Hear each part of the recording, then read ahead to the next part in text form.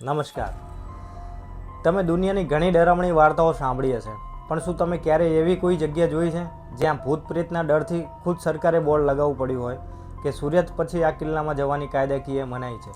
એવું તો અંદર શું થાય છે કે સૂરજ આથમતા જ આખો વિસ્તાર ખાલી કરી દેવામાં આવે છે. આવો જાણીએ એશિયાની સૌથી ડરામણી જગ્યા ભાનગઢ. રાજસ્થાનના અલવર જિલ્લામાં આવેલો ભાનગઢનો કિલ્લો દિવસે તો આ જગ્યા એકદમ સુંદર અને સામાન્ય પ્રવાસીઓથી ભરેલી લાગે છે, પણ જેમ જેમ સાંજ પડે છે તો આ કિલ્લાની હવા જ બદલાઈ જાય છે. વાત છે 16મી સદીની. જેમ કહેવાય છે કે ભાનગઢની રાજકુમારી રત્નાવતી ખૂબ જ સુંદર હતી. તેના રૂપથી આકર્ષાઈને એક તાંત્રિકે તેના પ્રેમમાં પડ્યો. તેણે કાળા જાદુથી રાજકુમારીને વશ કરવાની કોશિશ કરી, પણ રાજકુમારીને તેની જાણ થઈ ગઈ અને તે તાંત્રિકને મોતની સજા મળી. પણ મરતા પહેલાં એ તાંત્રિકે આખા ભાનગઢને એક ભયાનક શ્રાપ આપ્યો કે આ કિલ્લામાં રહેનાર કોઈ પણ વ્યક્તિ જીવતું નહીં બચે અને તેમની આત્માઓ કાયમ માટે આ જ ખંડેરમાં ભટકતી રહેશે. અને નવાઈની વાત એ છે, થોડાક જ સમયમાં એક યુદ્ધ થયું અને આખું શહેર લાશોના ઢગલામાં ફેરવાઈ ગયું.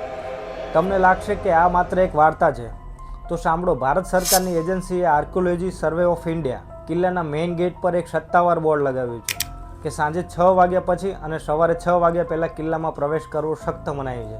સ્થાનિક લોકોનું કહેવું છે કે રાત્રે આ ખંડેરમાં કોઈ સ્ત્રીના રડવાનો, તલવાર ટંકારવાનો અને ચાંદરીનો અવાજ સ્પષ્ટ સંભળાય છે. જેણે પણ રાત્રે અંદર જવાની હિંમત કરી છે તે યા તો ક્યારેય પાછું નથી આવ્યું અથવા તો તેનું માનસિક સંતુલન કાયમ માટે બગડી ગયું છે. સરકાર અને વિજ્ઞાન ભલે ભૂત પ્રયત્ન ન માનતા હોય, પણ ભાનગઢની બહાર લાગેલું એ બોર્ડ આજે પણ એક મોટો સવાલ ઊભો કરે છે કે જો અંદર કંઈ જ નથી તો સરકારને શેનો ડર છે? હવે જરા આંખો બંધ કરીને વિચારો કે રાતના ઘનઘોર અંધારામાં કોઈ તમને એક કિલ્લામાં એક રાત વિતાવવાના કરોડો રૂપિયાની ઓફર આપે તો શું તમે જશો? મને કમેન્ટમાં સાચું કહેજો, હા કે ના. અને આવા જ વિડીયો જોવા માટે લાઇક અને સબસ્ક્રાઈબ કરવાનું ભૂલતા નહીં. આભાર.